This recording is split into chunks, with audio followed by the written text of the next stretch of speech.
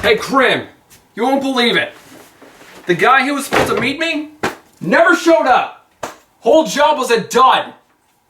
Hey, look, I'm just gonna try to get some Chinese and forget about the whole thing. You want anything? Dude? Krim, Chinese, you in?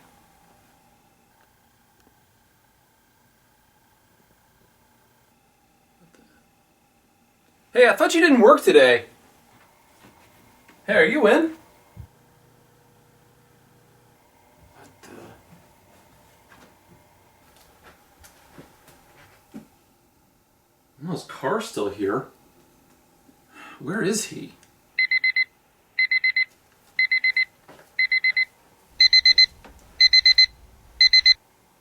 Time to film. Oh God, his show!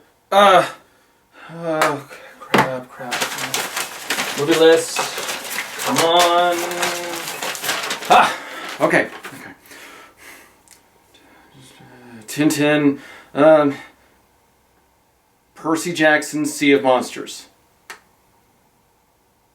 Can't review that, I haven't read the book yet! Crap.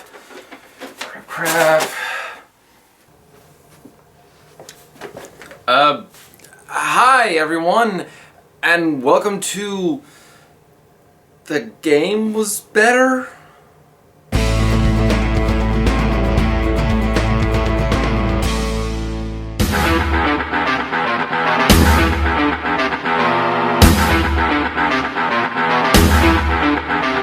Oh my god, I have no idea what I'm doing. Hi everyone! So, who likes video games? Books and movies certainly have their winners and losers, and if you're into them for whatever reason, then good for you. But both books and movies have the same setup in that they're stories that affect the audience. Video games are uniquely interactive though, in that their stories affect and are affected by their audience. With books or movies, you mostly just sit on the sidelines while the story unfolds around you. With video games, you directly affect the story. You choose what path to follow. You live. You die. You kill your enemies, either with a point-blank shotgun blast or with a nuclear bomb. Grab life by the balls and take charge. Burn, you freaks! Burn!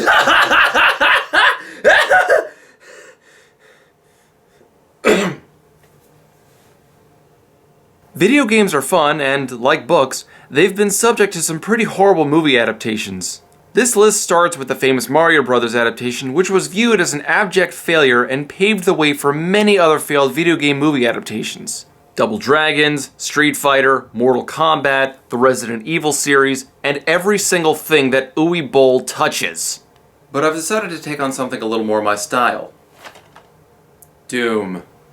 Doom is one of the classics, having first come out in 1993 and, if you include DLC and spin-offs, has more than a dozen games in its lineup.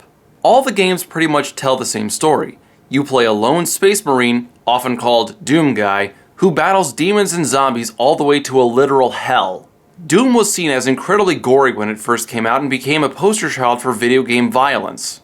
And with the recent announcement of Doom 4 finally on the horizon, Doom became the obvious choice to review. The original Doom was also recently inducted into the Video Game Hall of Fame for inspiring many other first-person shooter titles like Call of Duty and Halo, and for its contributions to gaming culture at large. However, when Universal said they were going to make a movie out of this, did anyone expect anything but disaster? Released in 2005 and starring The Rock himself, the Doom movie was, shall we say, doomed from the start. Hey, how come whenever Krimson makes a bad pun, he gets a crowd to boo for him? Is there a button around here or something? The story follows a Marine squad instead of a lone badass as they investigate an attack on a research base on Mars. The movie was very loosely based on the events in Doom 3, so I'll be using that as a baseline to compare more than the other two main games. Prior to production, the producers acknowledged that video game movie adaptations usually sucked, but promised to do this movie justice. Did they follow through on their promise? Hell no, but we're reviewing it anyway. This is Doom.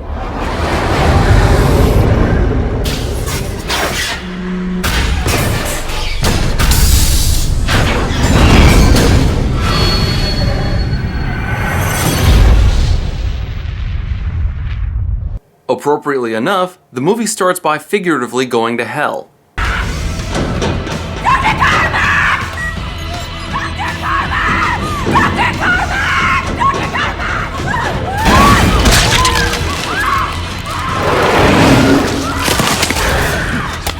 Yikes, that's just gruesome.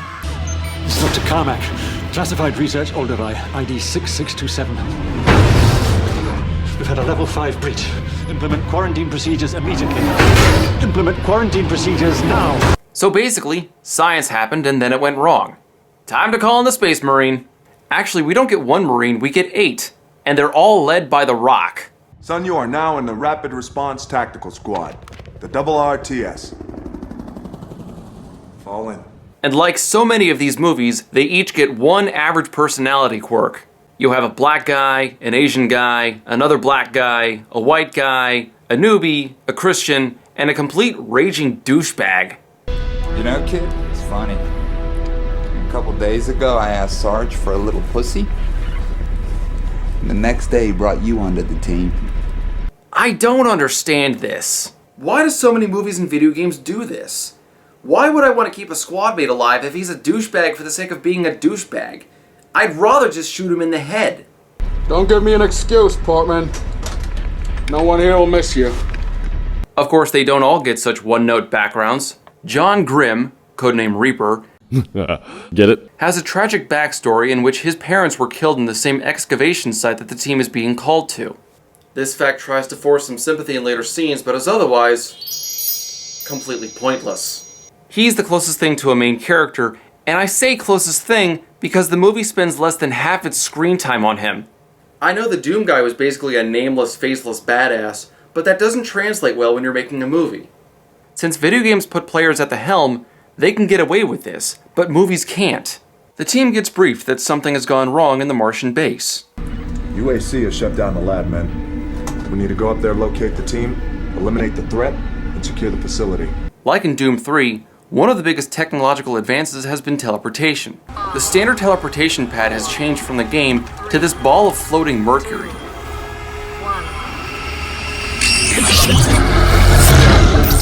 It still works, I mean, the important part is that they're teleporting to Mars, but it does have a nasty side effect of forcing them to readjust their fluids. Is it always that rough? Believe me, it used to be a lot rougher. And then there's this guy. Marcus Penzorowski, you call me Pinky. Follow me.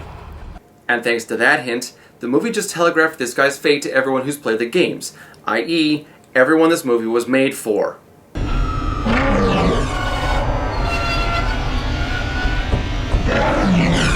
The team meets the remaining civilians as they enter the Martian base. Ladies, we're under a level 5 quarantine, so I am just gonna have to strip search you girls. This guy, Portman, is such a prick. This kind of guy is why some games should have morality choices. You don't like a teammate? Fine, kill him.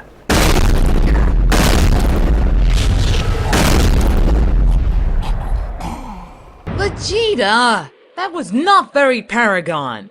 Renegade for life. In fact, why did they write Portman like this? I always hate it in games when you're paired with some psychopath or a jerk-off, but you can't just outright murder him.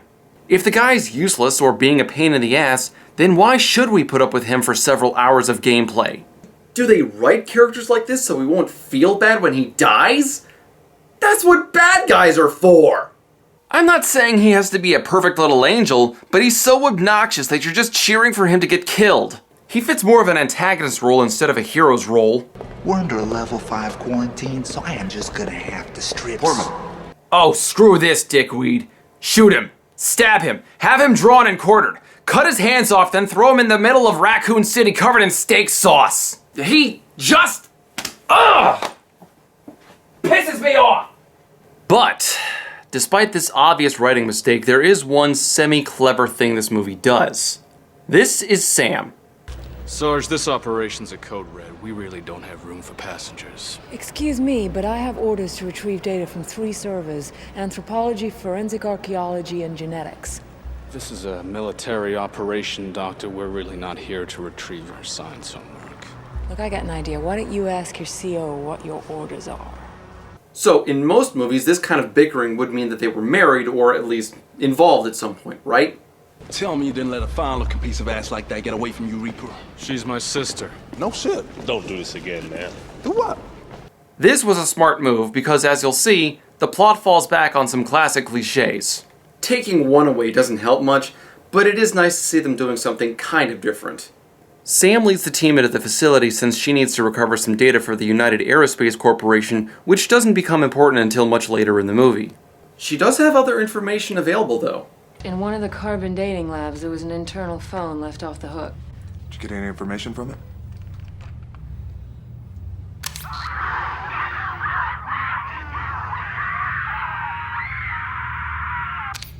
Open the door. Does that guy just carry around a recorder of people screaming?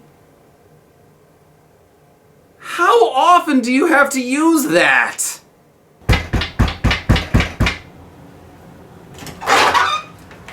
Hello, ma'am. I'm Agent Smith. This is Agent Jones. Really, Jones? As is so often the case in these movies, the team splits up. And admittedly, some of the scenes we get would not look out of place in Doom 3, with plenty of weird experiments and bright screens. However, we also see the kinds of weapons that the games are famous for, including the Bioforce gun version 3.14. Or as it's better known, the big...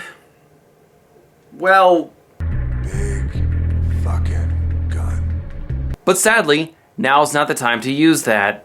But then we get this scene. Sam and Reaper make it to one of the labs, where Sam reveals one of the biggest discoveries from Mars.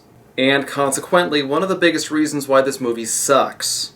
You found human remains. Humanoid. Lucy and her child were our first major find. We're bringing out more every day. This is Lucy's chromosome profile. Notice anything? She's got 24 pairs of chromosomes. Humans only have 23. Sam reveals that the ancient Martians eventually became advanced enough to conquer disease and made major medical breakthroughs like regeneration. The extra pair makes her super strong, super fit, super intelligent. Her cells divide 50 times faster, meaning she heals almost instantly. This is the intro to the movie's biggest flaw, but I'm gonna hold off on taking it apart for later in the episode because it gets so much worse. I mean, that's the kind of thing Krimson would do, right? Sam and Reaper get interrupted by the radio comms when the other team starts pursuing someone through the halls. When they finally corner him, they see that it's actually Dr. Cormack, the guy who sent out the distress signal in the first place. Oh, Jesus Christ. He's doing fine. Get a med kit. The team splits up again to look for more survivors while Sam tries to heal Dr. Cormack. It's messed up, huh? Guy like Carmack was trained to put logic before emotion. Ugh, Portman. Look, can we please just skip to this guy's death scene? Thank you. Reaver and Goat, the religious guy, also explore another hallway when Goat bumps into a can at the top of a staircase.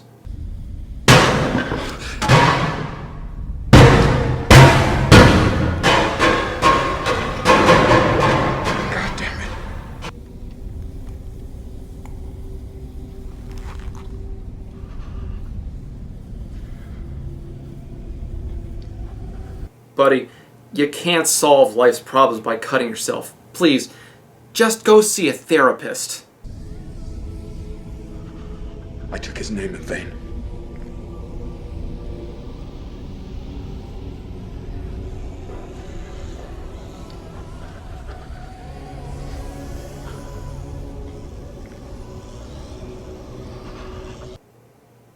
Make sure he's an expensive one!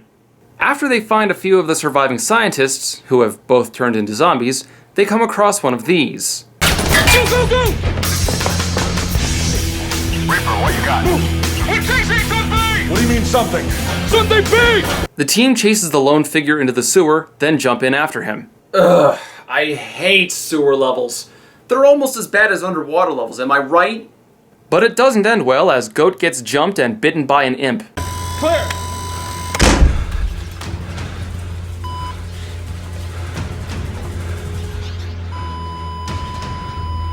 And Goat is the first of the Marines to die. Just not the one we wanted. Portman, shut up. I swear I'm gonna make that my ringtone. Portman, shut up. Due to what they're dealing with, Sarge orders all personnel out of the facility to wait out the quarantine back on Earth. And the Marines split up once more. You can make a drinking game out of how many times they do that. But the problem with monster hunts is that they involve monsters. It's secure. Console indicates nothing's come in or out for 26 hours. Sarge goes to the armory to pick up something more substantial, while Sam and Duke stay back to dissect the imp that the team brought back. This thing didn't butcher Willits. It is Willits. But while they're making that discovery, Goat comes back as a semi-sentient zombie.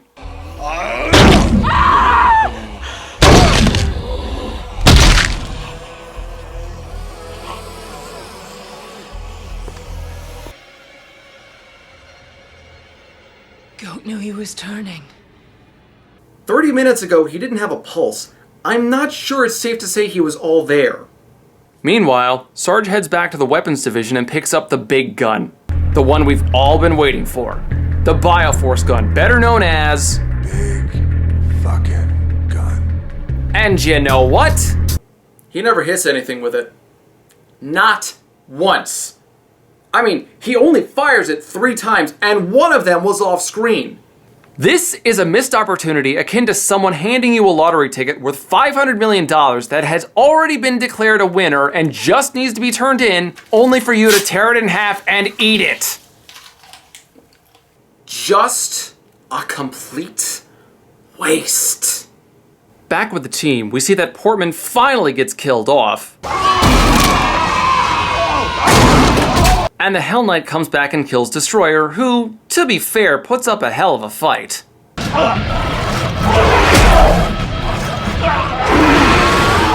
However, with half his squad taken out, Sarge charges in to face Sam and get some real answers. I have lost 4 soldiers. What are you people experimenting with up here? And here, the movie finally reveals what the data Sam had been collecting was, and what the UAC had been experimenting on. What are you people working on up here? We're analyzing bones, artifacts. We're not doing anything like this. Then what the fuck is that? Sam tells the surviving Marines that the scientists on Mars had somehow rediscovered a compound called Chromosome 24, which, like I mentioned before, allowed for incredible medical breakthroughs, including increased strength, speed, and also regeneration. But there was a catch. 49 minutes after injection, genetic mutations began to visually manifest on subjects' extremities. Chromosome 24 works in 2 ways. If you're a good person, it gives you the power boost, but if you're a bad person, it turns you into a zombie or a demon like the Imps and Hell Knights. Some it made superhuman, others monsters. This is so stupid! In each of the Doom games, hell is a literal place. You get fire, brimstones, demons, fireballs, evil architecture, tort lawyers, everything! Trying to write this off as some science experiment gone wrong spits in the face of everything the games were about. Fast-paced action that pitted you against demonic horrors that were trying to dominate everything. And it's such a simple plotline, how do you mess that up? The producers said they would do the Doom series justice, but then they pull this crap? This is why you suck! Aside from the obvious betrayal of the source material, you have to spend more time explaining what Chromosome 24 was, how it worked, and how it affects good people versus bad people instead of just saying, hell is real and its denizens are trying to kill us!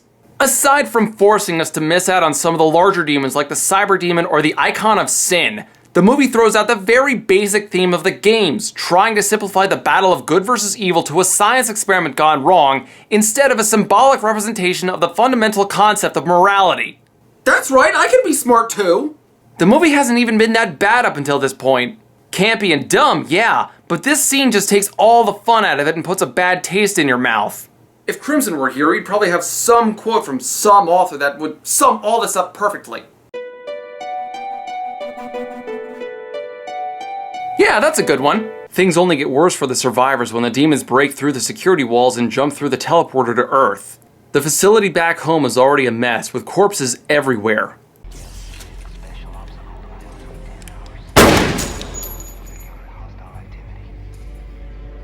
Gotta give credit where credit is due. They're using some pretty smart zombie fighting techniques by shooting corpses in the head like that.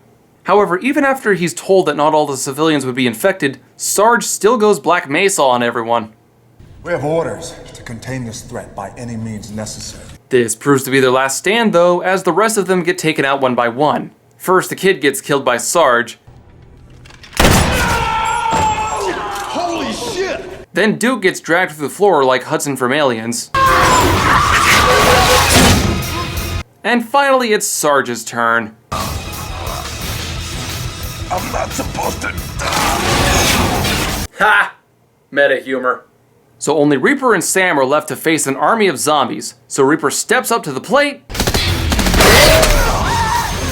And he promptly shoots himself. Reaper's injury is pretty bad, and with a bullet in his stomach like a broken bottle of Tabasco, he was running out of time. So Sam does the only thing she can think of and injects Reaper with chromosome 24, believing that he was a good person and that the new gene would give him the supposed superhuman abilities, including regeneration. And this is where we get the movie's most unique attempt, a 5-minute action scene all done from first-person perspective. And it kinda sucks.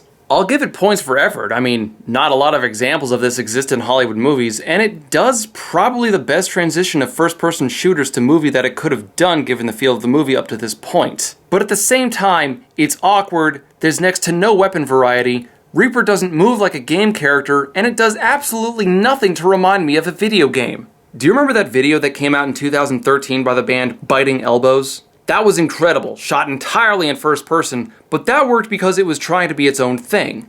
And it was awesome! Proof that a first-person perspective action scene can work. At least for a 5-minute short. But this scene in Doom is the work of someone trying to copy a video game without ever having played a video game. This is a sort of whimpering desperation that...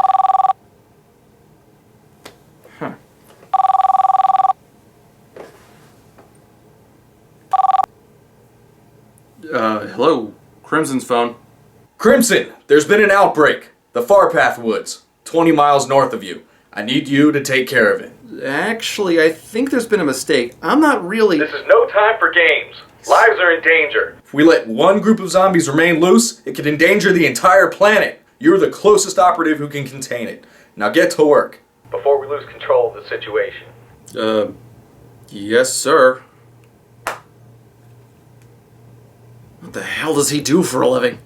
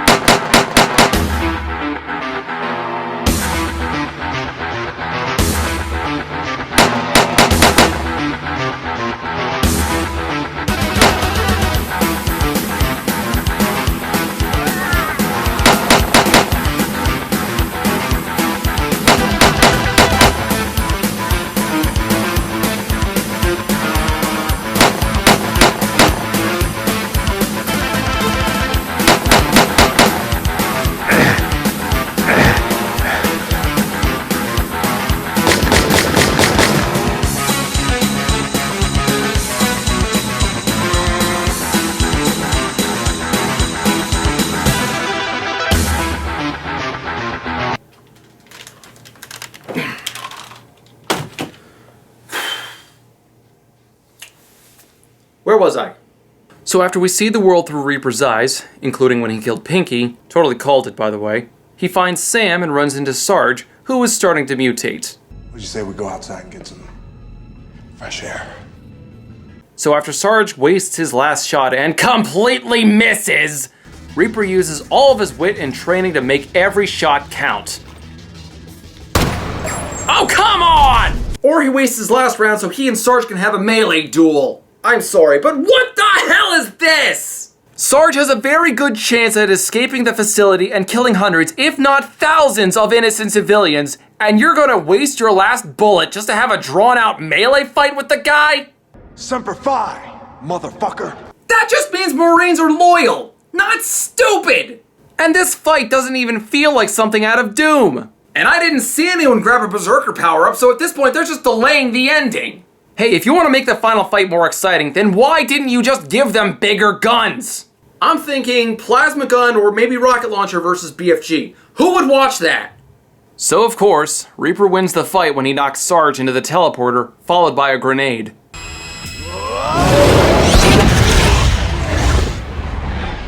So the movie ends with Reaper carrying his sister up the elevator as the only survivors. Not only is this movie not as much fun as the games, it's nearly as painful as Betruger's taunting. Making progress, Marine? Your journey is futile. You will die, and your soul will be mine. Shut up! I guess this is where I sum everything up. I enjoyed the Doom series, the third being my favorite, which makes this movie all the more confusing. There's almost no real plot in the game. You arrive on Mars, an evil scientist makes a deal with the devil, and you stop him. That's it.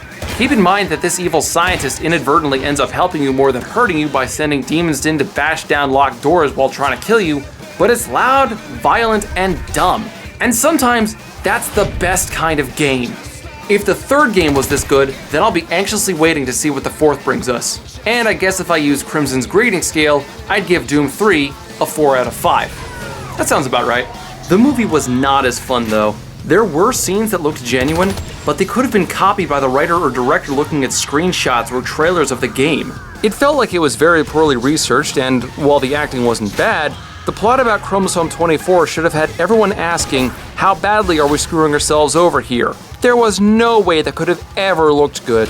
Why even take hell out of the equation when it's so blatantly present in the games? Were they afraid of offending people? Your intended audience is likely used to people screaming swear words and racial epithets in multiplayer matches. I'm pretty sure they can handle something as commonplace as hell.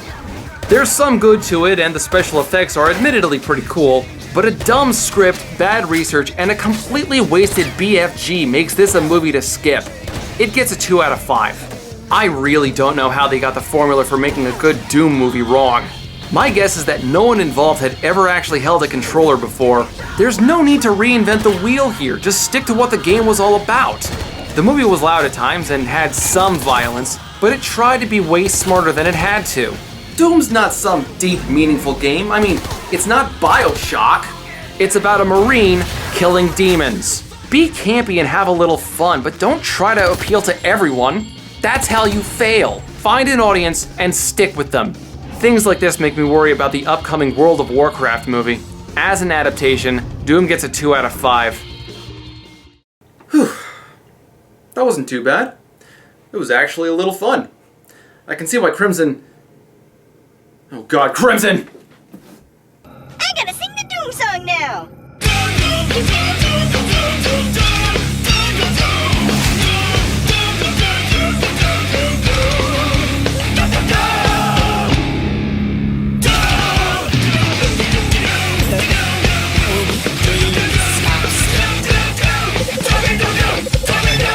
Proximity warning. Planet ahead.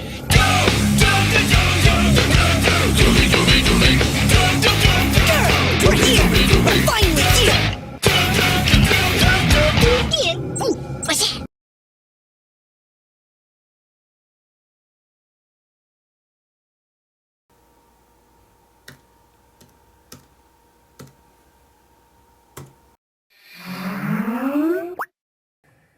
Gods above, Prim. Do you even know what time it is? Hi, GC. What? NPC? Where's Krimson? Why are you calling me? Well, I don't know. I got back from a week-long trip and he wasn't here. I found a sword and a note to call you if something happened to him, so... yeah. So let me get this straight. You've been gone for a week, and he did something. I'm going to guess that he set a trap for Rain, didn't he? Maybe. I'm gonna kill him. I tell him to lay low. What's he do? He fucking sets a trap. Sure, let's ignore the guy who sits there and knows what the hell he's talking about. Let's ignore the guy who's a member of a council. And no, let's ignore the guy who's trying to keep that council off his ass. Wait, council? A high-powered council of mages, each dedicated to a particular form of magic. And I really shouldn't be telling you this, but hey, I've already broken enough rules by just giving Crimson Rogue those damn rings. So it doesn't really matter. But that sounds like exactly what we need. Why don't we call them? Because I know Krim, and that's the last thing he would want. Well, sure, I could ask for help, and we could send in a squadron to save him. But the council would immediately take over his life. Crimson would be inducted into mandatory mage schooling, where he would be forced to study every single branch of magic, and have his every move watched, and have his every breath regulated. Well, that doesn't sound too bad. For 5 years at least. He wouldn't be able to read his books, leave the school grounds, or work on a show. And I know Krimson is too stubborn to sit through something like that. Plus, if he didn't pass his final ordeal, the council would execute him. So, you think he couldn't make it? Oh, I'm sure he could make it, quite easily. But he's a stubborn idiot. He can't stand having people tell him what to do or to work with some kind of demanding structure in his life. That's why he doesn't release his episodes on a set schedule. But that's better than the alternative. Rain will kill him if we don't do anything. No, he won't. How can you possibly know that? Because of the rings. Rain was created when Krimson, the genius that he is, slipped the rings on. That linked the two of them in a weird way. But the link only goes one way between them. If Rain kills Krimson, Rain dies. And if Krimson kills Rain? If Krim can find a way to hurt Rain, and he somehow manages to pull it out his ass and kill him, then Rain goes poof, and Krimson gets to live another day. But first, we need to find him. Grab something that belongs to Krimson. I'll explain what to do as we go. Alright. Hey, Crimson's gonna be alright, right? Not if you keep stalling like that. Get to work. This ritual's gonna take us a while.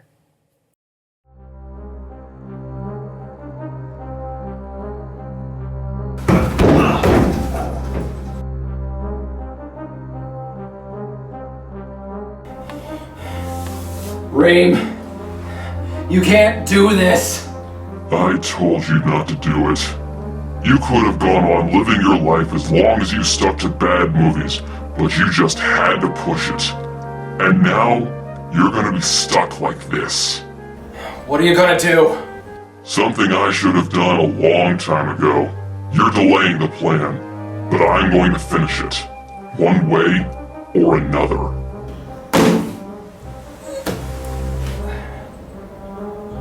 No. Isn't this just what you wanted? Just a chance to sit down and relax? You, alone, with a good book? This isn't a good book. This isn't even adequate. I won't read fucking Twilight. Oh, you don't have to read it. You can just stay stuck in here while I force you to listen to the audiobook.